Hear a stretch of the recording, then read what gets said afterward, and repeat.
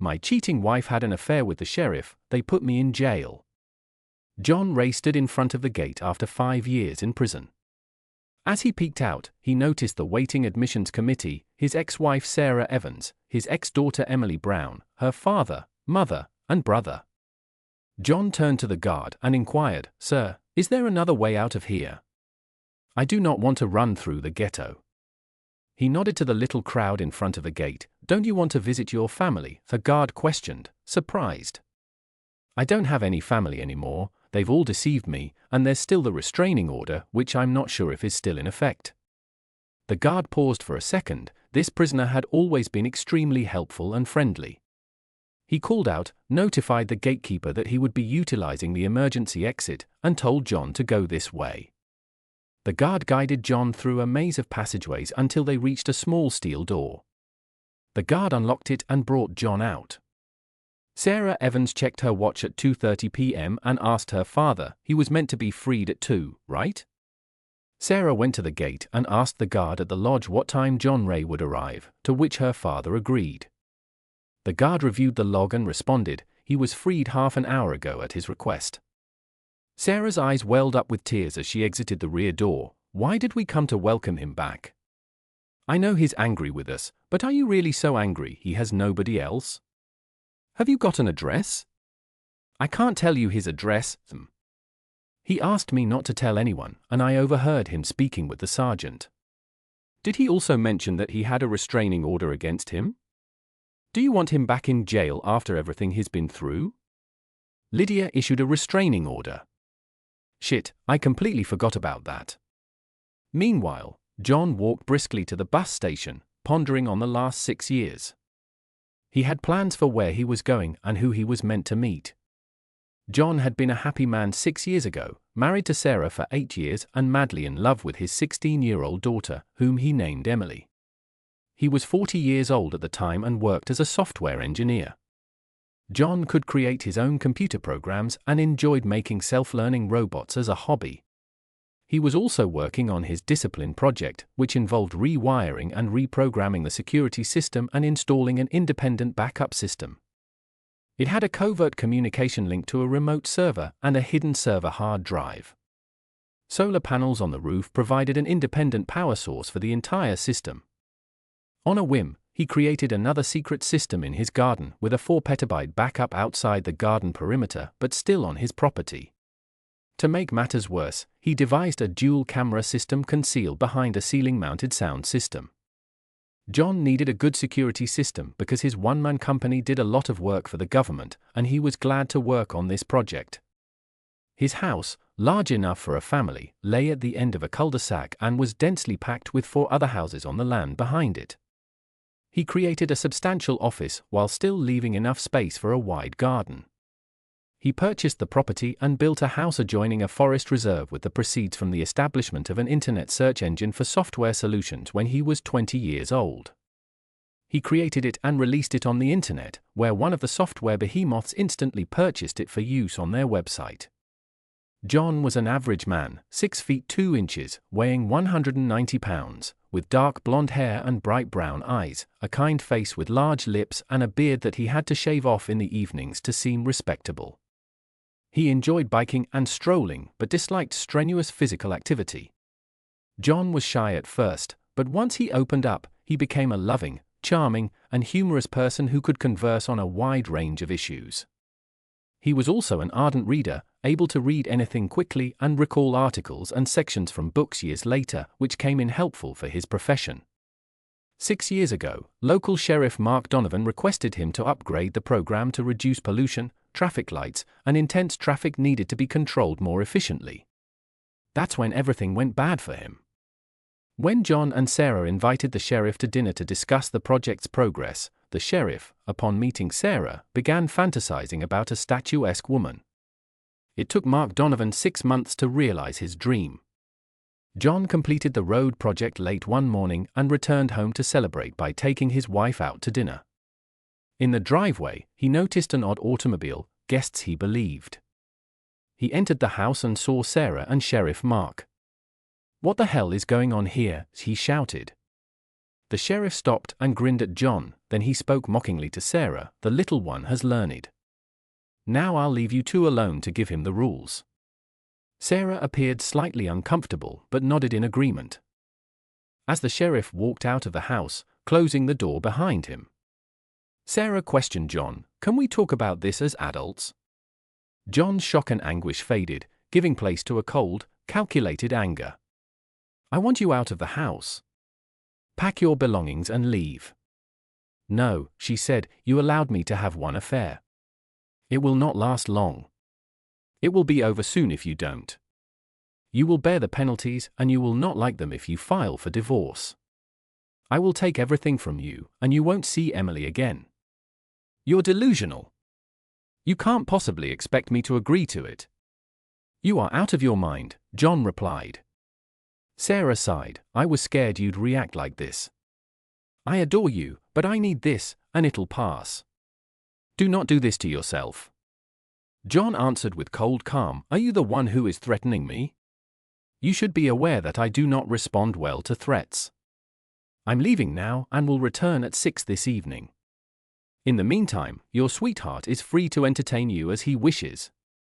I will never touch you again, but when I return, you'd better leave." Sarah opened her mouth but then decided to lower her head and walk out the bedroom door. 5 minutes later, John was back in the car and on the phone with his lawyer to schedule an appointment. John arrived home in the evening to an empty house, and his rage gave way to despair and grief. The next morning at 8 a.m., John's attorney, Michael Davis, entered his home office. Michael and John were close friends, so arranging a meeting before the workday began was simple. John laid down the coffee pot and inquired, "Coffee?" "Yes, with a little water, the color becomes black." "The nail polish remover you serve as coffee is extremely unpleasant on my stomach," Michael replied. "So, what is the problem you need to tackle so quickly?" Michael asked. John told him about catching Sheriff Mark Donovan with Sarah, as well as Sarah's threats. Michael appeared surprised and scared. "Mark Donovan, that is horrible news. He's as corrupt as a rotting corpse, yet no one can prove it. He brought Sarah into this, and he always has other ideas. You must defend yourself financially and possibly physically." John's brain surged with newfound vigor. His pal was not easily intimidated, so he devised a quick and dirty remedy. "I will grant you power of attorney. You can print the required paperwork here, and I will sign them straight away. If something goes wrong, you can manage my finances. I'll give you a flash drive containing all of the information you need, and you should begin the divorce proceedings." Michael nodded, and as he was about to leave at 9:30, there was a big bang, and the door fell inward. 5 police officers raced inside and knocked both males to the ground. "Which one of you is John Ray?" one of them shouted. John, lying face down, said into the carpet, "I am the guy you're after." "You've been arrested," the officer declared. "For what?" John was taken aback. "It's as if you didn't know. Your wife and daughter have filed abuse reports. They're being examined right now." "I assaulted Sarah and Emily?" "No way. I haven't touched or seen my daughter since yesterday morning." Michael intervened. "John, shut your mouth. Do not say anything. I will handle it." He turned to the officer and inquired, "Where are you taking him?" "2nd Street, the reply came. "Take care, John. Don't be tricked and don't mention anything without my presence," Michael yelled out as John was forced into the back seat of the police car. Michael promptly returned to his office and secured the flash disk in the safe. He informed his fiancée, Karen Wilson, who was also his secretary, that John had gotten into a fight with Sheriff Mark Donovan and was detained for attacking Sarah and Emily. He ran to the 2nd Street station. When he arrived, he announced himself as John's attorney, and the officer on duty directed him to wait. An hour later, the officer informed him abruptly that Mr. Ray had been relocated to the Forest Lane station, and a chilly lump formed in Michael's stomach.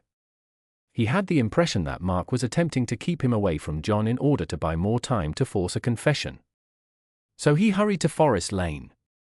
At the desk, he informed the officer on duty that he had come from Mr. Ray, and the waiting game resumed when the official claimed John was not present. But at the 2nd Street station, Michael had had enough. He took out his cell phone, browsed through his contacts, and hit fast dial on the friendly judge's number. He told the judge what had happened, who was involved, and how they were defrauding him. The court instructed Michael to place him on speakerphone. He questioned Mr. Green in a clear voice, "Is the officer on duty in the vicinity?" "Yes, sir." "The officer is now listening to his supervisor." "Good. Gentlemen, this is Judge Orlando speaking. It appears that the cops are preventing Mr. Ray's counsel from speaking with his client. Is this correct?" 3 broadcasts before noon is a tad excessive, the officer stammered. "No, sir. It's simply a clerical error. Manor is located on 2nd Street. Sheriff Mark Donovan, you can kiss my ass next time. I'm not going to take that judge's anger on myself. When Mr. Green arrives at 2nd Street, he will be able to communicate with Mr. Ray immediately. Understand, Mr. Green will be able to communicate with an uninjured Mr. Ray as soon as he enters the station. This means no bruising, no tumbling downstairs, no mishaps, and no interrogation without a lawyer present. Do I make it plain, gentlemen? Now for the books, please provide your names, rank, and badge numbers." Despite the air conditioning, both men sweated tremendously. When the phone conversation ended, the supervisor offered to accompany him to 2nd Street. He spotted John sitting in a jail, waiting for Michael. Michael retrieved a voice recorder from its case and hit the red button. "John, have they attempted to interview you?" "Yes, they tried. They also attempted to frighten me, threatening me with a baton if I didn't admit to assaulting and gravely hurting Sarah and Emily. I instructed them to do what they needed to do, but I wouldn't say anything unless my lawyer was present." "Were you treated well?" "They did not treat me at all. I haven't had a drink since they brought me here, and I was not allowed to use the restroom." Then it abruptly ceased. I was able to use the restroom and grabbed a cup of horrible tea. I'm scared something unpleasant awaits me. I apologize, John. I'm also terrified of that. It's all very well thought out. Have you been transferred to another station? No, I have been here since my arrest. Michael took a big breath. I'm going to forward your case to a colleague of mine. I'm essentially a family law attorney. I am going to manage your divorce.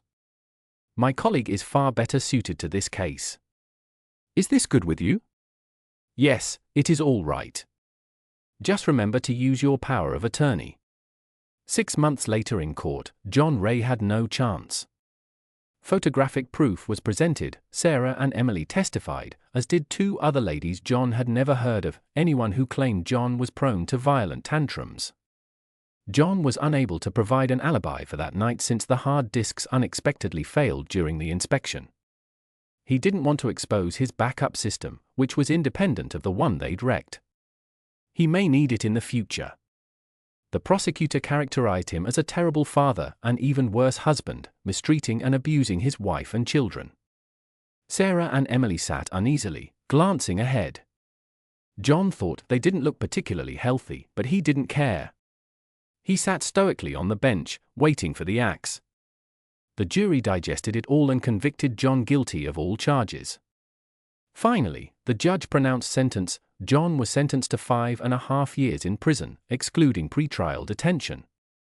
With any luck, he'd be out in 3.5, however John was counting on the 4 because of the sheriff's tentacles.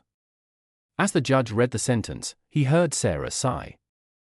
As he gazed at her, he noticed that she had turned ashen, and his daughter was crying, her eyes bulging. Mark Donovan was the only one smiling like the proverbial Cheshire cat. Back in his cell, he received a visitor. The woman's only words as she gave him a hefty envelope, "Where you have been served." John handed the packet to his lawyer and asked him to deliver it to Michael Davis. Leaving him alone, John collapsed on the rough bench in despair. 2 weeks following the completion of his sentence, Michael came to see John to discuss the divorce. The mail included divorce and adoption documents that needed to be signed before Emily could be adopted by Peter Ramsey. John signed them without a second thought, even if it was excruciatingly painful. Then he discussed Sarah's requests with Michael, the house, half of their savings, $5,000 per month over 5 years. There's also a trust fund set up for Emily's schooling. Michael smirked but said nothing until he pulled out a small high-pitched buzzer to prevent peeping. Finally, John questioned, perplexed, "Is that it? So if I sign this, they will leave me alone, and I will be unable to return to it?" Michael, still smirking, responded, "Yes, that's correct." John was silent for a moment. "The house was mine before we got married, so that is an absolute waiver. It remains mine. Please board it up and construct a fence around it, turn off the water but leave the electricity on, and because that guy is going to adopt Emily, he can cover her tuition. Can you do that? 5 times 12 times $5,000 equals $300,000, right? Just pay in one flat sum, and half of our savings are approximately $700,000. Offer her around $1 million and instruct them to accept the lump money, no house, no trust funds.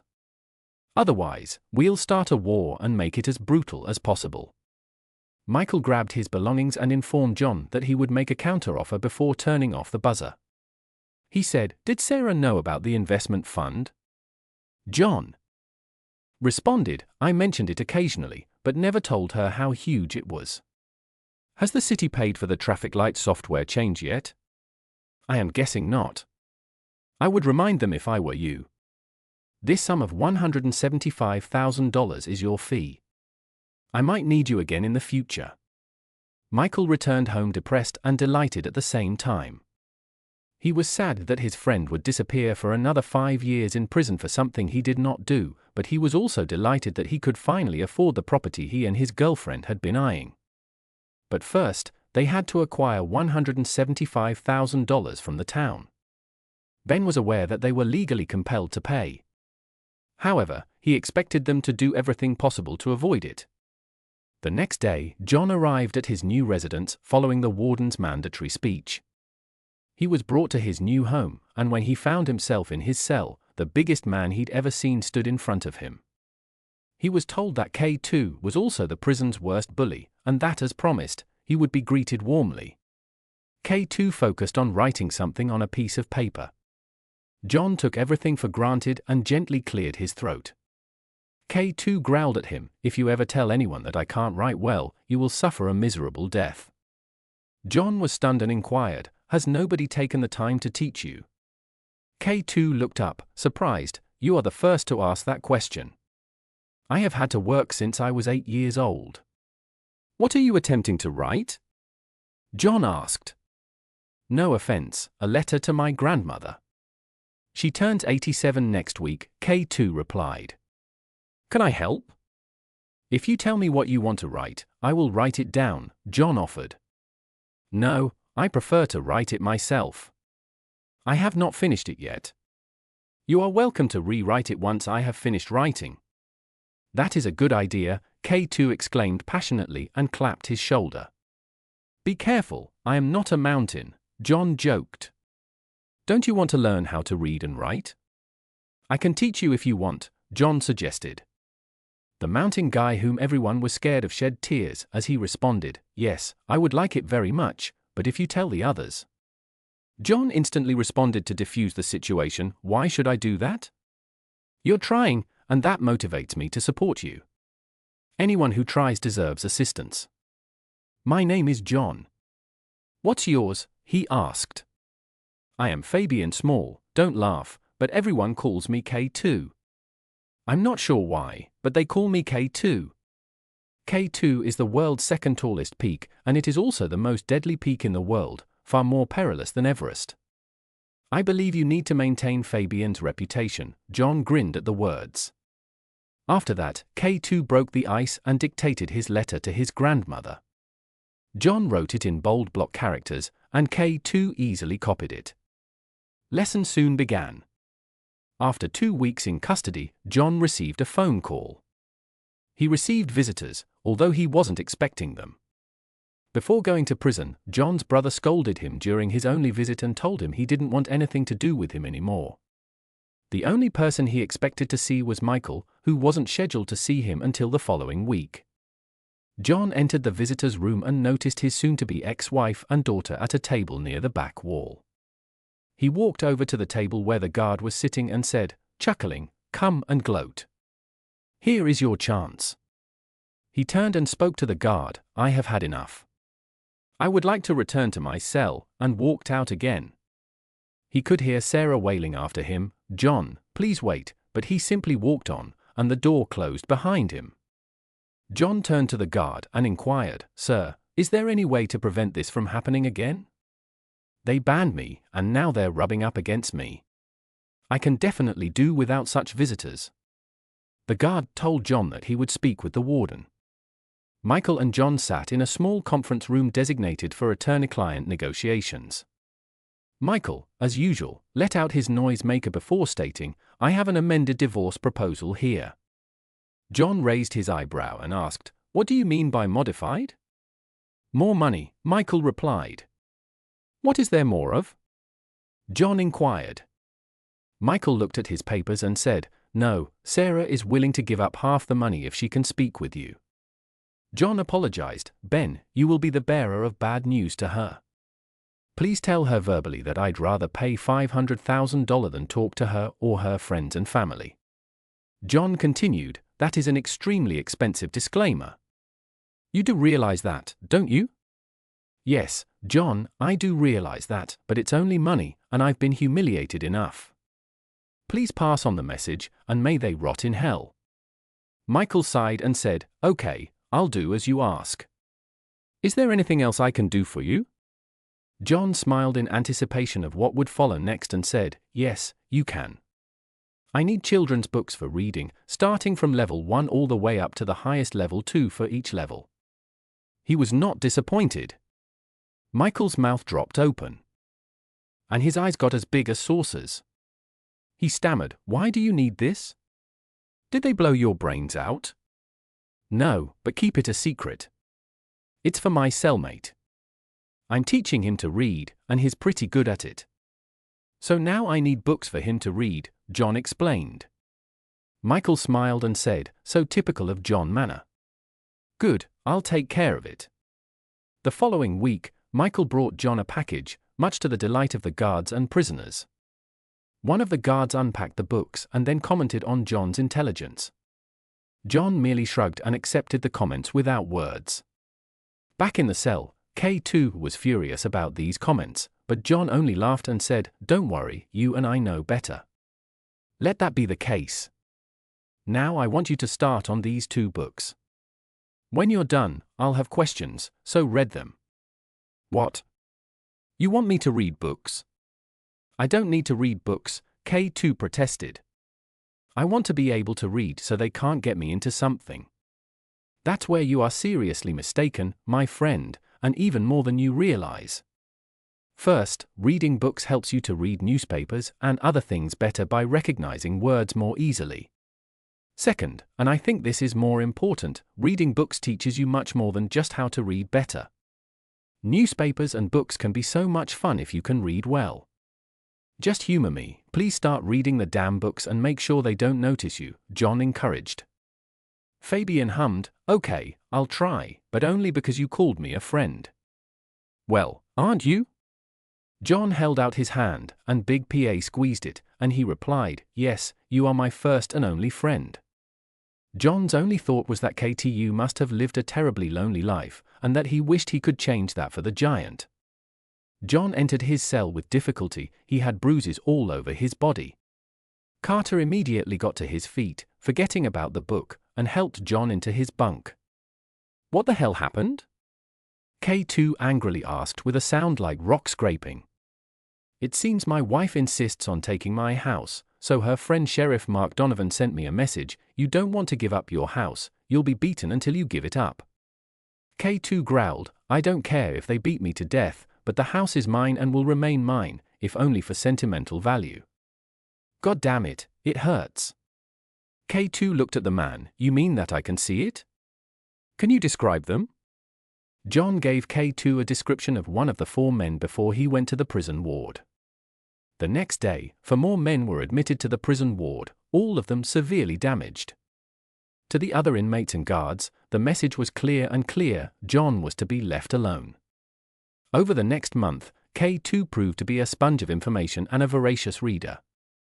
He was very intelligent, and only illiteracy had hindered his development. He was now catching up on his reading with fervor. He also began sending other detainees to John, who became DOC John. There were now roughly 10 offenders in John's class who needed teaching. During one of these seminars, a subject came up concerning life after jail and the difficulty of finding a job. Some of them nodded, having been in prison for the second time. When John asked why, they said that it was unlikely that anyone would hire an ex-convict, or only for very low wages when they wanted to establish their own firm. They required an investor or a bank loan, both of which were unlikely or at very high percentages due to their past. That gave John an idea. He asked them what kind of business they would like to start. One man with only 4 months to go disclosed to John that he was a baker and would like to create a bakery of some sort. So John instructed him to draft a plan, listing everything needed. The man stared at him curiously until John told him it was an assignment for math class. K2 was also in that class, so John asked him what he intended to do after he served his sentence. K2 told John that he truly wanted to work in a security company. John smiled and replied, "It takes a thief to catch a thief. I've got an idea, and if it works, I can help you. You will now be in charge of security for me." With the common sound of stone grinding on stone, K2 responded, "Yes, I agree very much so." They shook hands again. During Michael's monthly visit, John discussed his proposal. He planned to establish an investment fund that would help ex-convicts start their own enterprises. The fund would also assist them with legal and financial red tape. Would Michael want to participate? John intended to use some of his investing cash as seed money. Michael paused for a bit before saying, "I agree. You handle the financial side, and I'll handle the legal side. Let's strike a bargain, and I'll start to work right now." What a wonderful idea. Then he got reflective again. John quickly grabbed him under his arm and asked tenderly, "What's eating you?" "Spit it out." Michael replied, "I had a long conversation with Sarah. She signed the divorce papers and is now seeking only half of the savings and no alimony. She was upset by your reaction, and I believe she understands that you do not have the opportunity to speak with her. She will not claim the house or ask for Emily's education fund. I brought you the documents to sign." John signed the divorce paperwork. Sarah surprised him by changing her mind. 6 months later, he was back to being single. His initial idea was freedom, it turned out to be the contrary. John began to adjust to life in prison. His and Michael's investment fund was doing extremely well. They had already assisted other inmates in finding employment or starting their own enterprises, and now the money they had invested was beginning to yield good returns. John was highly respected, and any newbie who attempted to joke with him received a severe lesson in good etiquette. John was even assigned a separate room for his teachings because the guards and wardens were fully aware of John's calming influence on these individuals, which made their job considerably easier. One day, a welfare worker approached him and inquired, "Why isn't your name still up for parole?" John decided to be direct, because the warden is a friend of Sheriff Mark Donovan, and his reports on me are constantly poor. As a result, I don't want to be paroled.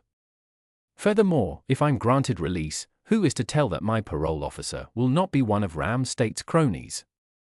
Could they just put me back in prison and give me more time? No, not for me. I'll be out in a year completely free.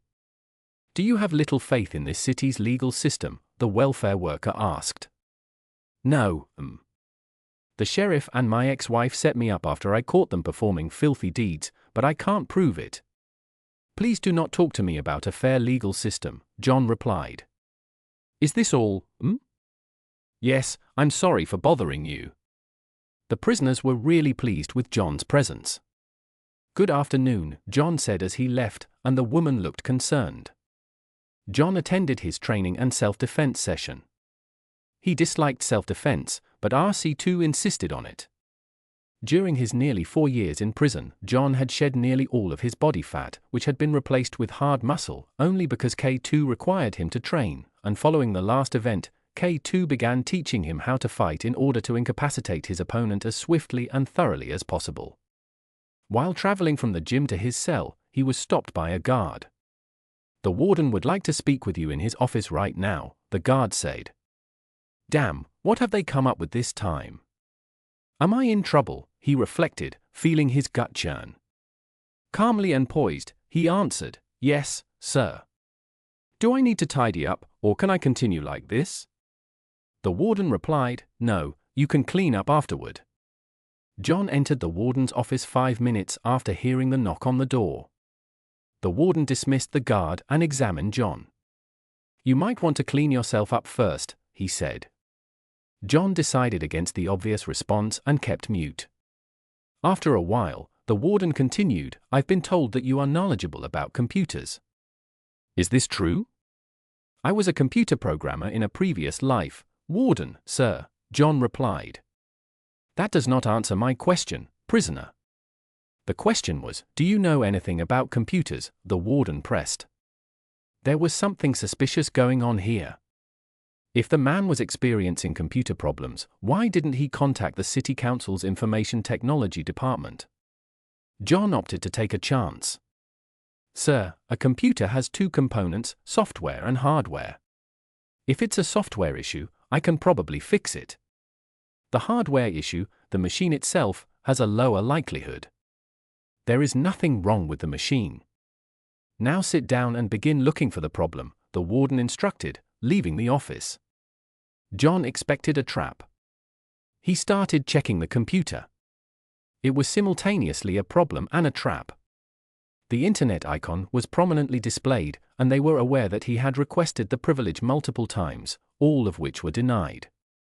So, he decided not to go there. He supposed they would keep an eye on the connection. He began doing some research. The first thing he discovered was a keylogger, cheeky. He smiled to himself and kept checking.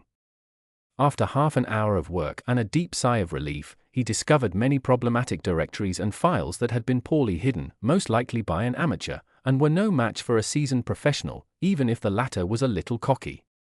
But most importantly, he identified the problem. It was relatively simple, even for a talented amateur, but John was not about to tell the warden about it. John waited, standing next to the desk and folding his arms, until the warden and the guard entered the office again. They seemed disappointed. The warden inquired with annoyance, "Did you find the problem?" "Yes, sir." "I can explain it in private, please," John requested. The warden looked at the prisoner, who looked perfectly calm, and nodded to the guard to be left alone. "Only." After the guard closed the door, did John begin in a soft but firm voice, "I found a huge amount of images and movies on this computer. I also found a program that records everything that happens on the keyboard. The downloaded video contained a software worm that is now slowly eating your files, including program files. You can try to claim that I am the one who downloaded these files, but the internet connection is monitored by the ISP, as well. Thus, my lawyer will always be able to prove that I did not connect to the internet. I can solve your problem, but I need the internet to download some of my cleaning programs," John explained. The warden appeared even paler than before. It was a trap that had failed. He had planned to mislead John into obtaining unlawful internet access so that he could report it and add another year to his sentence. He now faced a larger challenge. "Okay, from now on, you have unrestricted internet access. Now start figuring things out," the warden said. "No, sir. That won't happen until my lawyer says that I am not liable for the contents of your computer and that you are giving me unrestricted internet access," John replied calmly. "How dare you?" the warden shouted. John fell silent and absorbed the warden's look before replying, "Or you can contact the city's information technology department to resolve this issue." The warden finally mumbled, "Who is your lawyer?" John arrived at the scene late one night a week later. The warden did not want anyone to know that an inmate was tampering with his computer. So the first thing John did was turn off the keylogger. Then he compressed the files but did not delete them from his computer. He hid them so that another coder could find them in time, while a novice could not. When he was completed, he installed and activated his preferred internet software before beginning to search for solutions to the computer's difficulties. When the challenges were eventually handled, he started brainstorming. John was curious about how his home looked now and whether his alternate and hidden security system was still operational. He waited for a second to recall his IP address and password, which made him happy. The system was still functioning. But what he saw stunned and terrified him. The house was nearly destroyed, and Sheriff Mark Donovan stood in the midst of the chaos, directing several men carrying something. He overheard Mark saying, "Come on, we don't have all night. It has to be on the streets tomorrow." John then realized how he would retaliate, and a plan formed in his thoughts. First, he had some unfinished business to attend to, and he smiled broadly. He started preparing his PC. He created a tiny application to make his security system available for viewing and downloading live images, loaded it into the system, and tested it to ensure it was working properly. When it was finished, he eliminated every evidence of his manipulation. He replaced the keylogger with something comparable but less obviously detectable. Finally, when everything was done, he erased the malware he had mentioned previously but left one minor flaw that allowed it to resurface a year later, just as John was concluding the task. A supervisor rushed into the office and asked impatiently, "Are you done?" "Sir, I have just done.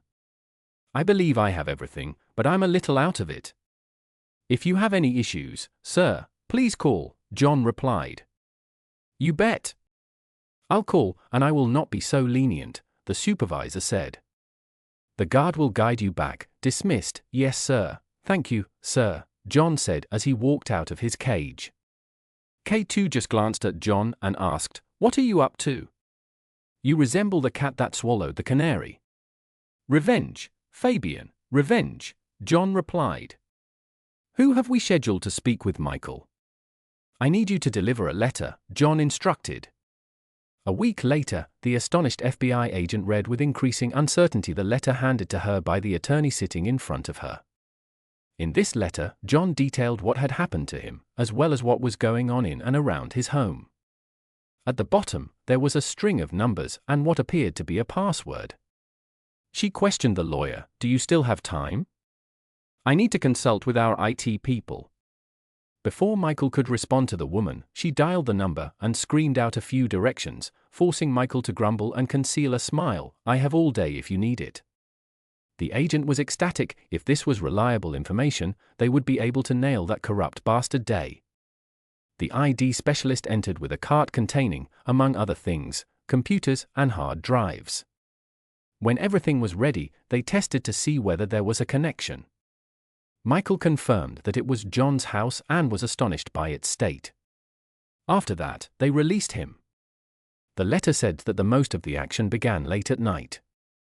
The house was in chaos just before John was released. He was waiting for a visitor.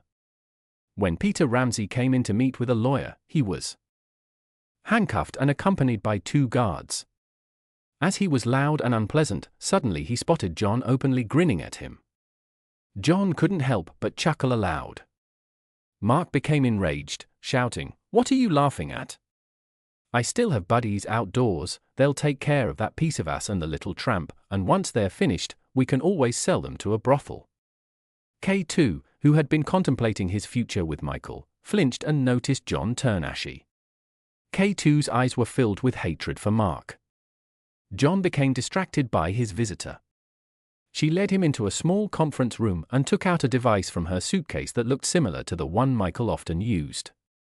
Finally, she said, "Thanks, your signal together with the information obtained from your security system assisted us in catching them in the act.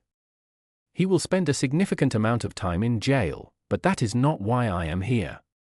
Due to the sheriff's off-duty activities, he owes the IRS a significant amount of money. Normally, when someone reports tax fraud to the IRS, they receive a reward. We thought we'd give you this gift as a thank you. Of course, we don't know how much it will cost yet," she said, knowing this favor would be invaluable. John, amazed at their effort, responded, "I am grateful. Thank you." As it stands, I'm content to see the guy behind bars." They talked some more. The agent was trying to discover how John had accessed his security system. John grinned and avoided all questions, still having a score to settle with the warden for depriving him of all the rights he deserved and for issuing bad reports to keep him in prison. That night, Peter Ramsdale awoke in his high-security cell. He was disoriented and resting on his back, which made him uncomfortable. As he stretched his arms and legs out in various directions, he attempted to roll over to a more comfortable position, but it did not work as he thought. He was tied down. "Have you threatened Doc John? You are going to pay. If you had entertained his wife, it will cost extra," the voice appeared again. "If you try to threaten DOC again, you will learn that we can reach you at any time and from any location. Now listen very carefully. If DOC John stumbles and you or any of your tiny pals are in the neighborhood, or if anything happens to Doc's family or friends, no matter how far away, we'll come and get you. Not if, you understand. We also think it would be appropriate for you to apologize to all of us for the inconvenience you have given this man, but I assume that's not in the stars," the voice warned. The surprised former sheriff nodded heartily in agreement. Shortly after the event, a guard walked John through the prison maze before seeing him exit out the back entrance. John boarded the bus and purchased a ticket for a simple reason: he needed transportation, communication, and somewhere to sleep for the night. That's where he benefited from the X-Con Services network. X-Con Investments is an X-Con firm that was founded at the same time as John and Michael's investing company. After 3/4 of an hour, John got off the bus and walked for another half hour to the parking garage. There, he was greeted with a rousing roar: "DOC, you're out. Welcome back. Do you want a drink?" John smiled widely and replied, "No thanks, I need transportation." "What have you got for me?" The man grinned back and responded warmly, "Ben had previously informed us that you were coming. I chose a Nissan pickup. It's a neat and clean truck, cabs with low mileage and powerful 4-wheel drive. It's right here." John looked at the truck, smiled, and said, "It's a perfect fit. I'll take it." "How much?" The man appeared shocked and said, "I can't ask you to pay after everything you've done for me." John insisted, "I'll settle for a discount, but no freebies, and don't dispute the man's side." Ben anticipated that we would figure things out. "Are you enjoying a cup of tea?" John waited for the paperwork to be sorted, started the truck, and shortly after that, became acquainted with the layout and operation before leaving to visit his trusty friend, Michael. Late in the afternoon, he sighed deeply and sank into a comfy chair. He addressed Anna, now Michael's wife. "It's been a while since I sat in a chair like this." Anna smiled at John. She was immensely fond of the man. She had seen her husband in prison several times, and like her husband, she was certain John was innocent. At the same time, she saw that his face was rather haggard, many unsettling wrinkles had appeared on it. His eyes were once beautiful and brilliant, but they now contained despair. His beard made his face more difficult to read than it had been when she could read them like a book. His manners, however, remained that of a gentleman, courteous, well-placed, and indeed gentle. John brought her flowers, even though he was unable to attend Ben and Anna's wedding. He recalled it vividly. She informed John that Ben may come at any time and would pick up the Indonesian food on his way home. They knew. That was John's favorite meal. Ben walked into the hall with considerable enthusiasm. "What is that ugly sapphire blue truck doing in my driveway?" He laughed and the men hugged. "Welcome back, John. I am so delighted you are here." John just nodded. Anna massaged his back and quietly informed him, "It's all right. We understand. Take your time." John flinched, he shook his head to relieve the gloom and muttered, "Sweet home." The enchantment was broken. "John, what would you want to drink? Beer?" John hesitated for a bit before replying, "No, just some sparkling water. I haven't drank any alcohol in 5.5 years. I will keep it up." Anna began to serve dinner but abruptly halted in front of the two hungry men, holding a platter of delicious-smelling food. She grinned and continued, "Now that you've caught my attention, I have something to say. We will use this evening to celebrate. Tomorrow you can go fight dragons again. Deal?" The two men quickly agreed. It set the tone for an excellent evening. After nearly 7 years, John felt calm and relaxed. At the end of the evening, Ben informed John that they had already arranged the guest room for him. John felt slightly embarrassed and said, "This is too much. I can go to a hotel." Anna spoke in a tone that would not accept objections. "I insist that you spend the night here. Tomorrow you'll probably want to go look at your house. I do not think you should go alone, so let's go with you." "That is also out of the question," John gave in. "I am currently in your debt. I'm dead exhausted. Please show me where I can stay the night." Anna spoke again in the same tone. "Are you out of your mind? Are you friends? Do you know? Get that in your thick skull, you definitely paid for the majority of this house using the money from the traffic light project. Ben will show you the way. Tomorrow will be a new day." Anna spoke much more gently to John. "Sleep peacefully, huge dude. Do not forget that we love you too." John did not sleep well that night. The bed was overly soft. It was too silent.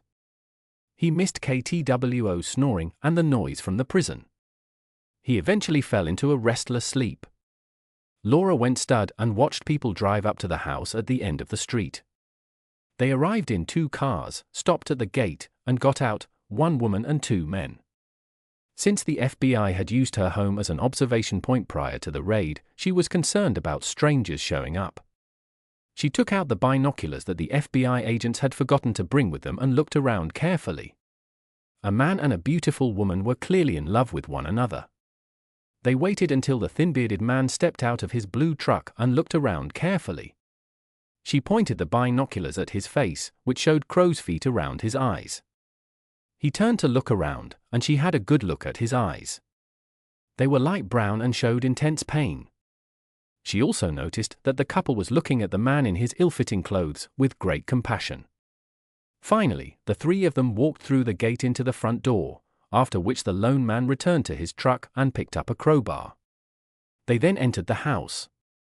Laura lowered her binoculars and prepared to pick up her son from school. John walked through the ruins of his house's interior from 6 years ago. Everything around it appeared to be ruined as a result of what had occurred. For John, it was just another building. The furniture was stained, chipped, and damaged beyond recognition. The kitchen was so dirty and broken that it would have to be replaced. There was a foul odor in the bedrooms. In fact, the whole house smelled like a public restroom, and in some places, it smelled even worse than a prison. Electrical wires had been cut or ripped out, and the ceiling had been torn down so that the main security system could be shut down. All the electronics and other valuables were gone, probably stolen. John wondered if he could ever make this place his home again. He left the house again and headed to his truck, where he opened the back to get his stuff out. Yesterday, he had bought 3 folding chairs, a camp bed, a sleeping bag, and other camping supplies like a stove and such. He also bought toiletries, clothes, and towels. After picking up everything he could carry, John began to get it into the house when Laura returned with Timothy, her 10-year-old son. She was just in time to see Anna, who was asking the sad man something, to the amazement of both women. It was at this point that John finally lost his temper. After assessing the damage to his home, John began to slowly lose his resolve. All that was left of his life before prison was a bare husk, badly tainted by misuse and bad memories. He laid out his bed and kitchen utensils in the cleanest room he could find and was about to rest in the sun when Anna asked softly, "Isaac, is this a good idea? I and Ben too can see that you are very anxious. Please come back with us." That was the proverbial straw. John collapsed into the chair next to the front door that he had just reclined and let go. Sobs shook his body, tears streaming down his beard, seeping through his coarse hair and staining his shirt. He cried out in frustration, pain, and grief, shaking Anna to the core. Ben jumped out of the house and immediately closed John in a hug. "It's okay, Isaac. It's okay, we are here to catch you. Just let it all out. I've got your back. Let it all out. We understand, Ben said softly to the distraught man, and whispered softly to Anna himself. Finally, he's finally showing some emotion. It took John quite a while to come to his senses. He finally hugged his two friends and said, "Thank you. I wouldn't have known what to do without you. I'm calm again." The way they treated the house was just unbearable. Anna, still very worried, asked John, "We should get going. Are you sure you want to stay here? Please come with us." John smiled slyly. "I'm fine now. I need to get a new phone and start taking care of business. This is my house, and I'm going to make it my home again. Don't worry. I'll be fine. Now for something more practical, your phone numbers, please. I only have Ben's office number." The two handed John their business cards and silently headed to their car while John went back inside. As they were about to get into the car, Laura approached them. "Good morning, I'm a neighbor. I apologize for the intrusion. Can I ask you something?" Anna looked at the woman. She had a beautiful face despite the worry lines, framed by a halo of curly light brown hair. She was slightly overweight but still shapely and moved gracefully. Anna answered a little curtly because of all the emotion she had been going through in the last few hours. "You can ask questions, but I don't know if I can answer them or if I even want to. By the way, my name is Anna, and this is Ben. I'm Laura Winstead, and I live there with my 10-year-old son, Timothy. I was wondering if your friend is okay. It's been a pretty bad neighborhood lately, so I'm worried about my boy's safety and mine." Ben laughed out loud, but it was Anna who replied, "Laura, your neighborhood has gotten just a heck of a lot better. No, there's nothing wrong with John. He'll get better with time." Laura was not yet relieved. "So, he's not dangerous then?" "I'm sorry to ask, but it was so horrible." "Isaac dangerous?" "No, Laura, no matter what the rumors say, he's not hazardous at all. He's one of the gentlest persons I know, and he'll probably be the best neighbor you'll ever have," Anna said before getting into her car and driving off, leaving the perplexed woman behind. John was wandering through his residence, noting that the wiring in the fuse box had not been cut, only the fuses were gone. And the small black box hidden in the niche above the entrance seemed to be undamaged. It was the fuse box for the solar panels, which powered the home's backup security system. The other panels powered the system outdoors, which ultimately led to Peter Ramsey's death. He stepped right into the study, which had formerly been his office but was now covered in trash, empty cardboard boxes, and the like. His desk remained against the wall, covered in grime, while he pushed everything aside. He flipped the desk over with great force and propped up the base. It came free, and behind the hatch was the backup security system, blinking green. John assumed she was still here. This has proven to be a really worthwhile activity, assuming of course it is still functional. He was very certain they hadn't discovered a single camera or microphone, otherwise, they would have taken the house apart to locate the system, add a computer or laptop to that list, he reasoned. John never bothered taking notes, his memory had not failed him yet. The afternoon was spent shopping, the phone and ISP arrived later, and the tablet and laptop computers were unable to be charged. Flash drives and a small generator provided electricity, solar panels weren't enough to meet his demands. He arrived home with a truck full of items and dinner. After eating his dinner, he took out his cell phone and contacted Ben. "Hey Ben, this is John. Have you got a pen and paper?" John provided Ben his cell phone number and new email address and requested a list of ex-con companies. A few minutes later, he got a reply. Ben could always predict John's train of thought and had everything ready in advance. Laura peeked out the window the next morning and noticed her new neighbor sitting in the early sun at a folding table, holding a laptop and talking on the phone. Laura looked for information online and became puzzled once more.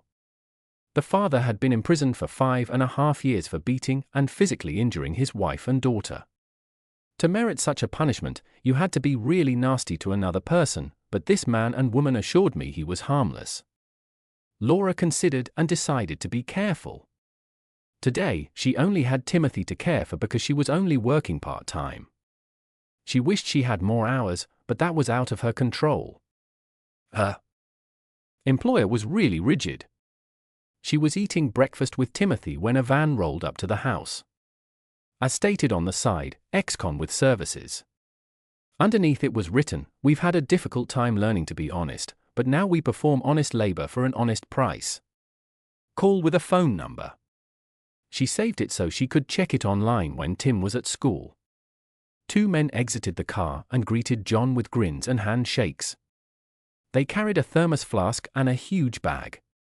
John laughed as they all made their way inside the house. John saw that his neighbor had been observing him the day before. He noticed her stare again and thought, word will get around quickly. Perhaps we should postpone the introductions for now, and he began giving directions to the men. I need to clean everything up. We will begin with the kitchen, bedroom, and my office over there. Everything can be scrapped. If you find something and don't know what to do with it, please come and ask. That same day, a truck arrived and unloaded a 40-yard dumpster. Laura peered outside again and noticed a minivan with an ex-con services sign on the side. A woman stepped out, looked around, and gave the others directions. When she was finished, she proceeded to the rear of the van, pulled out a large bouquet of flowers, and rang Laura's front doorbell. Laura answered the door, and the woman gave her the flowers with the words, "Regards Dr. John for the inconvenience, and if we're being too loud, simply utter the word, and we will stop." The woman walked away, leaving Laura's mouth gaping. Laura looked across to the other house and noticed John sitting at a table near the front door. He looked up at her and waved. She held out the flowers, waved, and walked inside to find something to put them in. She felt oddly elated. 2 weeks and 2 dumpsters later, the house was free of the past, and John and the contractor had completed the plans to repair the interior. Admittedly, it is far from complete, only his bedroom and a portion of the kitchen remained usable. John was sitting at his regular desk near the door when the rain started. A shelter had been built around the house, and when it began to rain, he fled under it because he enjoyed being outside in the fresh air and smelling the forest. He was enjoying the sound of rain on the top when he noticed the car motor stalling. He looked up and saw Laura in a state of terror. He picked up his umbrella and came over to her. "Good afternoon, we haven't been introduced yet. I am John Manor, your neighbor, as you may have observed," John said with a faint smile to conceal his remark. "Yes, I apologize. I am in a rush. I need to pick up my kid, Tim, from school," Laura muttered. "I'm already late, and my car. Your automobile is not going anywhere. You're welcome to take mine if you don't mind being seen with an ex-con." "I can offer you a ride," John said. Laura was surprised by John's offer. She pondered quickly, evaluating the pros and cons, and finally said, "I'm more afraid to drive that big truck of yours." "Do you mind driving it?" "Sure, grab your coat and get in. I need to lock up." "Perhaps you could use some assistance with the car," Laura whispered, clearly embarrassed. "I cannot afford it. My ex." John interrupted her before they drove to school. "Neighbor, I said help." "Do you mean help?" "There are no conditions or money required, simply a friendly smile and a cup of coffee. Sometimes it is enough." Laura felt humiliated when he addressed her as a neighbor. She introduced herself as Laura Winstead. "I apologize for being disrespectful." "Yes, please run it again." The final remark sounded hopeful and worried. John pressed the speed dial button on his phone and switched to speaker mode so Laura could listen in. "DOC, take over. How are you doing, and how can I help?" "I'm doing well. Keith, could you please contact Joey and have him check out my neighbor's car? The keys are inside the ignition. The car has just stalled. We're picking up her young son." "Sure thing, document." "Anything else?" "Please have Joey call me when he has news." "Will do, and did you know Katie is set to appear before the parole board next week? Mr. Green has already been notified." Isaac left, "Thank you." "That's great to hear. Another startup." It already feels like a job. I think I'll need an assistant soon. Laura looked at John puzzled. When I try to schedule an appointment at the garage, I have to wait at least a week. When and how will I get my car to this garage so quickly? Don't worry about it. Joey is already on his way with the truck. I believe you're their boss. Are they so quick to respond? No, I assisted them in setting up the business. That's all there is to it. Don't try to tell me you haven't looked me up as an ex-con on the internet or that you haven't heard the rumors going around about me. But the truth is that Ben Green, you know him, and I founded his Bexcon Investments and Excon Services to help formerly incarcerated people start their lives over. It's working out very well. That's why I get a little extra service. Laura looked at the man, seeing him in a new light. If only he hadn't mistreated his ex-wife and daughter. Pulling up to the school, Laura got out of the car and waved as she saw Timothy waiting for her. Timothy's face lit up when he saw the car and he exclaimed, "That's our neighbor's truck." Cool. Why is it here? Laura helped him into the cab and buckled him in, and she said sadly, "Our car broke down again." John turned and said, "Hi, big boy. I'm John. If your mom doesn't mind, you can call me that too if you want. Now let's get you home." Back in the house, Joey took John aside and said, "Duck, this car is a death trap on wheels. The motor's wrecked, but everything else is worse." John thought about what Laura had told him and asked, "She can't do without a car. Do you have anything in stock?" "I have a nice little Nissan Rogue, only it's not a pretty color." "She can have it. Should I ask her?"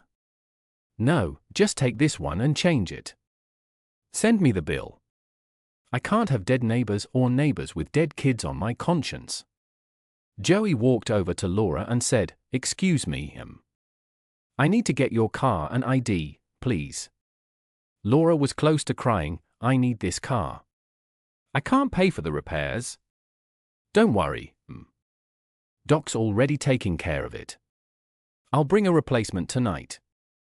Laura stammered, "John took care of it. He can pay for it?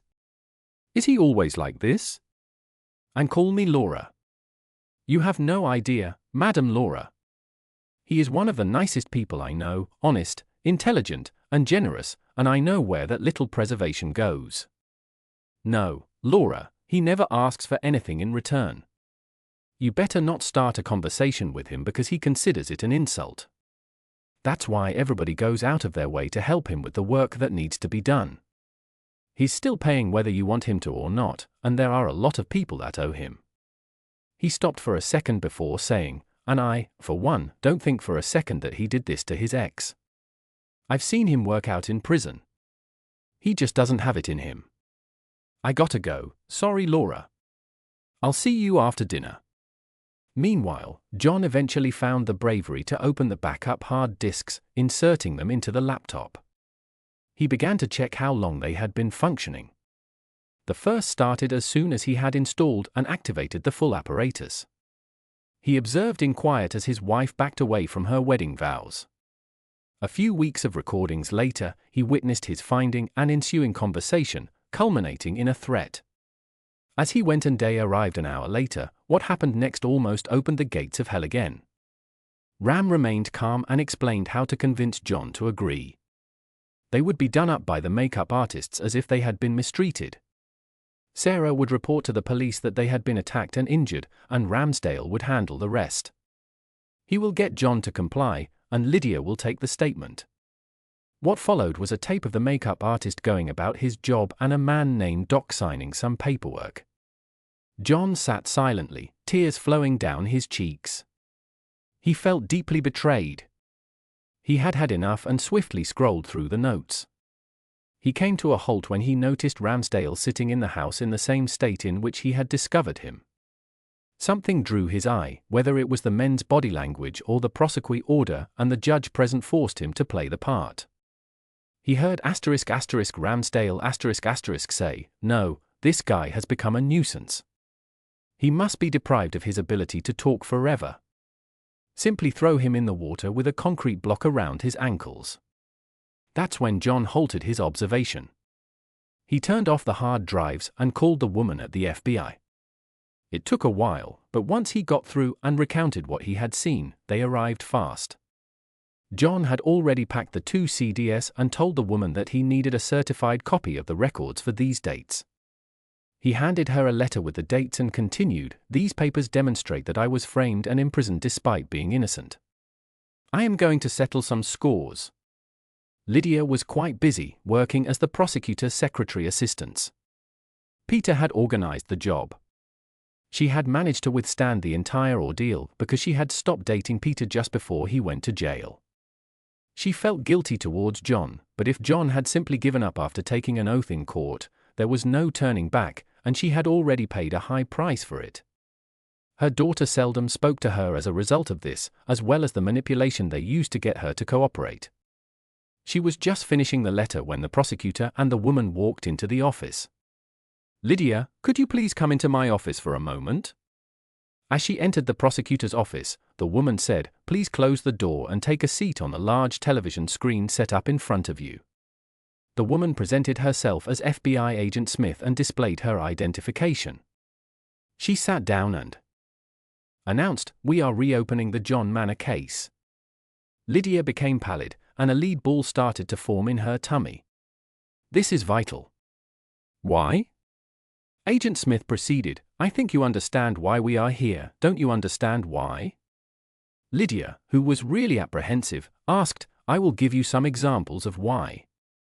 Agent Smith responded dryly. The enormous screen flashed up, and Lydia imagined herself sitting with Peter Ramsey and devising a strategy to frame John. She lost consciousness. When she regained consciousness, a loud noise woke her up. She realized she was lying on the floor a few feet away from her. The prosecutor was wrestling with 2 big guys who were handcuffing him and losing severely. Her eyes filled with scorn. Agent Smith asked him, "Do you think you'll get away with this or this, judge and probation officer?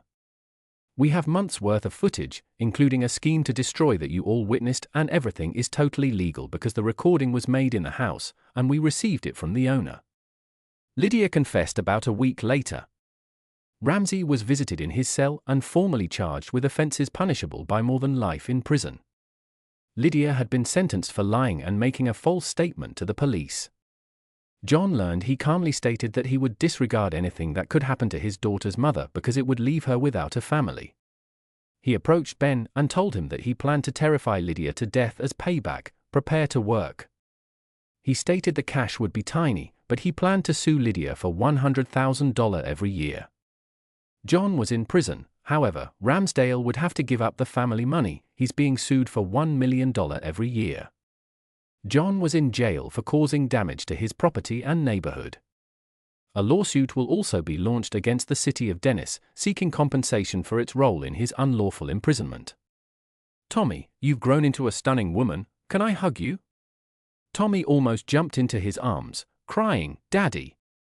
They stood for a long time, enjoying the situation until Laura summoned them into the home. Tommy attentively examined her father after entering. He'd changed. Things have changed significantly. He appeared much older than he did through the binoculars. This was to be expected, but he appeared to have aged far beyond 7 years. Wrinkles had formed on his face, particularly around his eyes, giving him a mournful expression. She recalled that her father had always appeared a touch mushy about the waist. She saw that there was no softness at all, skin, muscle, and bone. Laura interrupted their tearful reunion, saying, "Dad, I'm so sorry. Perhaps you should continue your acquaintance somewhere private while I prepare dinner." Tommy approached Laura and hugged her tightly, assuming she wanted to remain for supper as well. "Thank you very much. I'm really happy right now, and it is all thanks to you, Mom." Laura smiled through wet eyes. "I will do anything to make John happy. Now go chat to Daddy." John and Tommy relaxed in the living area, which included comfortable chairs and side tables in one corner. John offered Tommy a soft drink and explained that there was no alcohol in prison except what they prepared themselves. "I never touched it, and when I got out, I decided I could do without it, but I do not mind if the others drink." Tommy nodded and she replied, "I'm not sure where to begin." "Are you actually offering me Laura's house?" John laughed quietly as he considered a few issues. I've considered that. The only issue that could arise is the restraining order she holds against me. I realize she will have nowhere to live after she is released from jail, and you have lots of space. Tommy, please listen carefully. You are Laura's tenant, thus, this is your home. As a result, I am unable to prevent you from entertaining guests, and I will not. But, and this is the only but, your mother must maintain her distance from me. I do not want her anywhere near me. That includes my garden and front entrance. She's not welcome here. I'll ignore her when I see her on the street. If you can live with it, the remainder of the question remains unanswered. I understand, Dad, only until she is back on her feet. There are many reasons I do not want Mom to live with me indefinitely. John lifted an eyebrow but remained silent. Tommy drew a big breath and purred, I've got a boyfriend. They are quite serious. I need some space and privacy, and honestly, we haven't gotten along since she went crazy over that idiot. I hope Mom can get a job and a place to live as soon as feasible. John picked up on the notion and responded, does she still work as an accountant? Perhaps I can assist her in getting a job. She should have enough money to cover her rent. I paid $500,000 to get rid of her. There should be some left over from that.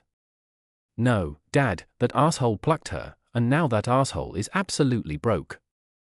Previously, he had to spend his entire fortune on compensation, and sure, she is still a CPA. She's also a paralegal because he's such a jerk. Karma can be a bitch. I'll attempt to find her a job, but don't tell her about it. I'm assuming you're visiting her in prison. Tommy nodded in agreement. Laura stated that dinner was ready. Several weeks later, John and his daughter were speaking in the enormous house's living room. He questioned Tommy, when was the last time you visited your mother? I believe this happened just before I moved here. Remember, this is your mom. You are alone with her. Please keep in touch with her. You might regret it if you don't. Before Tommy could react, there was a loud bang at the door. John said it was Fabian, he is the only one who knocks like that. He went to the door, and Tommy heard the rumble as the enormous man spoke to John, Duck, let me introduce you to my son, Julian. When she heard this, she dashed out of the room to join Laura. Meanwhile, Fabian said, he makes me proud of him despite his father's imprisonment. He became a teacher after telling me he wanted to visit you. I thought I'd want to see you too. Julian, with his beet red head, stammered, it is a pleasure to meet you, sir. My father told me a lot about you, but I've come to ask you something. Okay, ask away, John said. There was an awkward pause. Julian gazed at his feet and spoke gently, Sir, I'd like to ask Tomasino to marry me. We've been lovers for a long time, and I believe it's time to help her become an honest lady, with your blessing.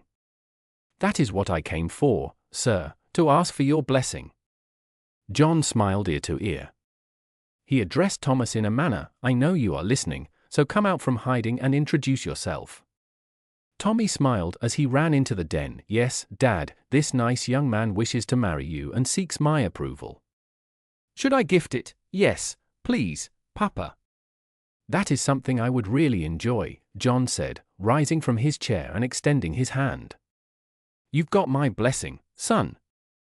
Take proper care of my daughter. It is time to celebrate. Tommy detained John as he was about to follow Julian into the living room. Dad, yes, sweetie. Julian doesn't know yet. I will tell him in a minute, but right now we're in a rush. You'll become a grandfather in roughly 7 months. The doctor confirmed it this morning, Tommy. Girl, you make me want to burst with happiness. Do you want a double wedding with Laura and me? That would be excellent. We will discuss it later when Fabian is gone, they said, strolling into the living room where Laura was smirking, and Fabian appeared entirely indifferent about what was happening. Julian smiled broadly at Fabian as John sat down. Dad, may I introduce you to my future wife? This is Thomasina. Mr. Manor has just given us his blessing. Can we have yours as well? Fabian's expression was one of amazement. He was absolutely stunned. Yes, of course, if that is what you want. John put his arm around him. Come on, big friend, we're now a family, and not only in one sense. Julian looked puzzled across from them. Who would have guessed? Tommy said to Julian with a very happy expression, Yep, you're going to be a father. We decided to stay together. We also decided we wanted to have children while we were young. We stopped using condoms. Julian's opening salvo was a direct hit. So, Mr. Small, you will have both a daughter and a grandchild, John added. 2 weeks later, Lydia sat in front of her daughter. You look fantastic, Tommy. Yes, Mom. I have a place to live, and I'm getting married. Life is treating me nicely. That's good. Where do you live, and when is the wedding? Tommy gave her mother's address and enjoyed the look on her face. She recognized it. It's near John's former home. How do you afford it? It's right next to Dad's. He still lives there. I found him, and we were reunited, Tommy explained. Lydia, despite herself, grew curious. How did you find him? It's just luck. Laura, his roommate's son, was one of my students. He showed me the small robot and told me he built it with his neighbor. When I noticed the address, I went to look at it. Laura noticed me following her and came out to ask what I was doing. I explained, and she contacted me a few weeks later. To answer your question, my father owns all 5 houses in the neighborhood. This is why I can afford it, Tommy said. Lydia fell silent, attempting to process the information she had received. She asked timidly, When is the wedding? We are waiting for you to get out of jail, and since you are still officially my mother, you are invited, Tommy replied. Lydia perked up. She would see John again, and he couldn't pass up his daughter's wedding. Maybe she'll try to talk to him, and who knows? She asked her daughter, Can I stay with you once I am released? I've got nowhere to go. The house has sold. I also need a new job. Tommy took a deep breath. She didn't want Lydia to know that her father had already finished the job. She simply stated, You can live with me until the baby comes. By then, I'll need a room. As for work, have you talked to ex-con services? They specialize in helping convicts get jobs or businesses. Your baby? Are you expecting a child? Why didn't you tell me that right away? From the way you're talking, I guess you're still upset with me. Can't you forgive me? Lydia asked. Tommy was surprised for a time. Was she really so stupid? She replied without holding back her rage, Mom, it's simply because Dad tells me that I only have one mom and that I have to keep in touch. Otherwise, you would have seen me the last time you went to jail. You cost me more than 6 precious years of my life with Dad, and why is that? Because you were too selfish and too cowardly to do the right thing. While we're on the issue, I chat with my dad's girlfriend a lot about everything. I honestly don't understand how you fell for that asshole when you had my dad. How could you do that? Tommy expressed her frustration. It was Lydia's turn to be astonished by such an attack. She stayed mute. It was obvious to her that she would have to deal with severe concerns with Tommy. She was also surprised to learn that John had a girlfriend. She never imagined John could transition to a new life so swiftly following his discharge. She also didn't anticipate him to move into the house that had caused him so much grief, knowing that it had been trashed since she had visited it following her separation with Peter. She also questioned where he'd found the money to remodel it. When Tommy left, Lydia returned to her cell. Tommy's harsh comments were still echoing in her mind. She had left Peter almost immediately once it became evident that she had been harassed and that the money had mysteriously vanished. He wanted John out of the way, not only because he needed her but also because he required a location for his smuggling operations. Lydia had attempted to be a good mother to Tommy and assumed that Tommy's nearly antagonistic attitude toward her was due to her adolescence. She now realized how much she had affected her daughter, who appeared to be much more attached to her father than she had imagined. Tommy's words had badly hurt her soul. Lydia was furious that Tommy was pregnant and hadn't notified her right after she announced she was getting married. Lydia realized she needed to traverse a deep and broad abyss before Tommy could open up to her again. Lydia sat in her room in Tommy's house. It wasn't a warm reception, but it was a welcome. Tommy did not hug her but did say, "Welcome back, Mom. You are our guest. Let me present you to Julian Small, my future husband, and the father of our child." After the introductions, Tommy said, "You are welcome to use everything in this house while looking for work. You can use the laptop I installed in your room. Have you contacted them yet?" Lydia stared down at her feet and said, "I tried, but for some reason, they weren't interested in me. It seems that I had been banned. In fact, hardly anyone wanted to interact with me the entire time I was there. I will ask Dad, maybe he understands why you were not contacted." Julian observed, "He, among others, has the final say when it comes to hiring through ex-con services. He also stated on John's behalf that you would be treated with respect and that no harm would befall you, otherwise you would be in for a tough journey. John is well regarded," Julian added. "What does your father have to do with my husband, my ex-husband?" Lydia asked. "Mom, I understand what you're thinking." "Do not even try it," Tommy interrupted her fiercely, speaking more like a command than a question. "Dad wants nothing to do with you, nothing. Do you understand?" Tommy continued, "Julian, tell the narrative of John and Fabian." Lydia found another piece of the puzzle that fit. That's why it was simple for her, it couldn't be easier. She decided to unwind for a bit, but deep inside, she wished to reclaim her relationship with John. Tommy knocked, informing Lydia that she had a guest.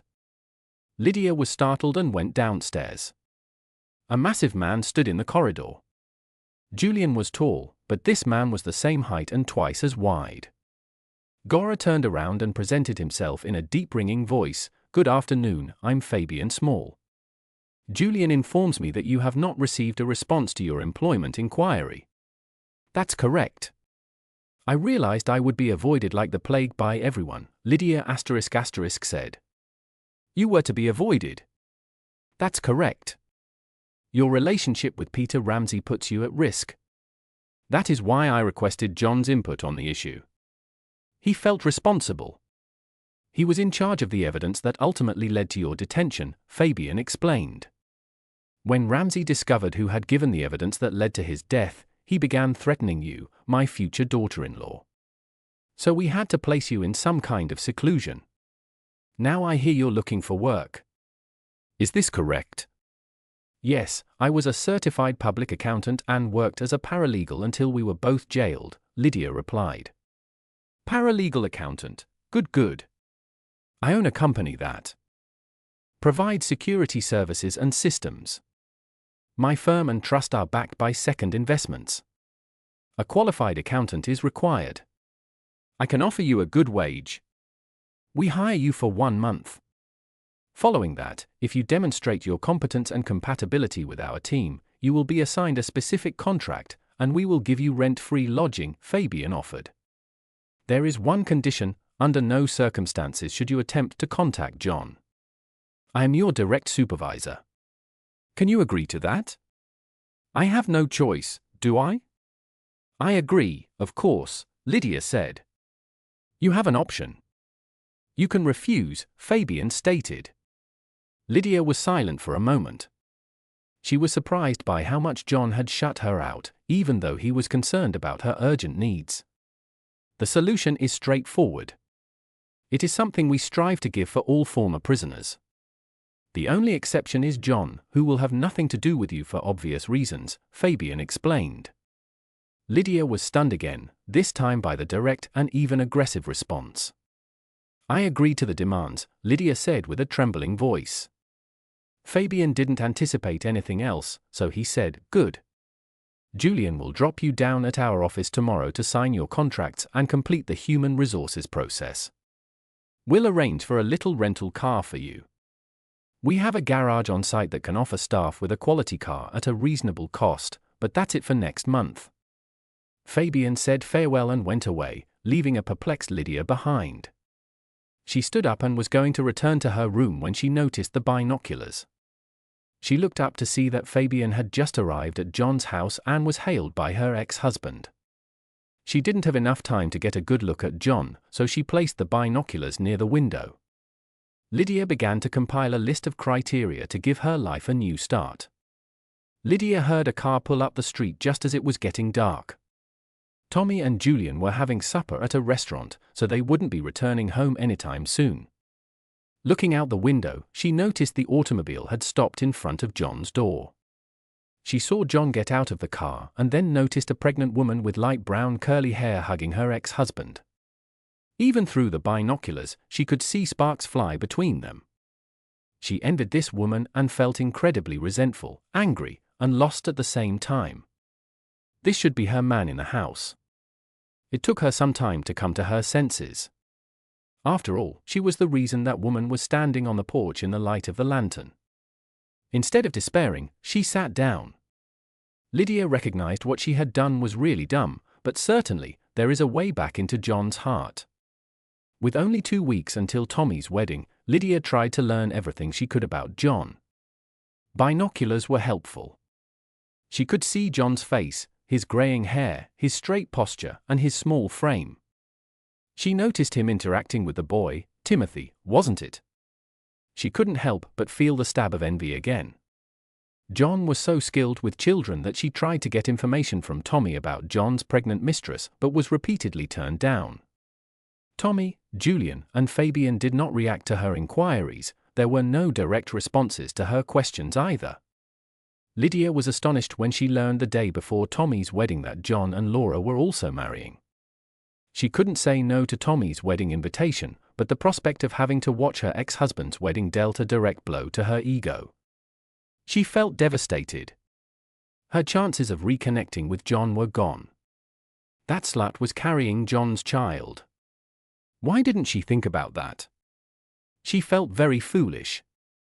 Lydia turned and gave final directions to the movers who were transporting her possessions to the residence supplied by Uzbekistan. John had made an exception for Lydia to attend the wedding and after-party at his and Laura's home. There was dinner. Following supper there was a band and dancing. The supper was arranged in a friendly environment. The cuisine was excellent. Lydia was placed between 2 young men who were enthusiastically discussing music and theatre with her. When the dance began, Lydia sat in a corner, lost and depressed, watching the activities. She was startled to see so little alcohol being consumed. The traditional dances started, bride and groom. The bride's father is with her as is her mother. She noticed Julian glancing at John, who nodded subtly. Julian turned and walked over to Lydia. "Will you do me the honor of doing this dance?" I respectfully asked Julian. Lydia grasped Julian's hand and stepped out onto the dance floor. She felt uplifted when they danced. She enjoyed dancing but hadn't done so in years. Julian was also a good dancer. Out of the corner of her eyes, she noticed Tommy and Laura talking to John, who was nodding but appeared concerned. The dance with Julian had ended, and she was about to crawl back into her corner when she felt a tap on the shoulder. She turned and looked up at John's face, up close. She noticed his eyes were wrinkled deep and sad, as if they had seen a lot of suffering. My God, what has happened to him? She had a thought, and then it struck her. It's me. I'm responsible for what happened to him. I'm such a bitch. She suddenly didn't understand herself. How could she look at herself in the mirror? In a fit of madness, she put this man through hell and had the audacity to be jealous that he had escaped the hell she had created. Within seconds, she had lost all self-esteem and confidence, physically shuddering at the thought of what she had done to him. Then she realized Isaac was holding out his hand, patiently waiting while her thoughts swirled and bombarded her. I apologize, are you asking me? She inquired in a low, timid voice. Isaac repeated, so Lydia, would you honor me by performing this dance? Without saying anything else, Lydia clung to Isaac and sobbed. She regained her composure shortly after the dance began, gathering her remaining courage and whispering, choking back tears, Isaac, I sincerely apologize for what I did to you. I know you must be hating me right now. I apologize, Isaac replied. I can't give you your years back, Lydia.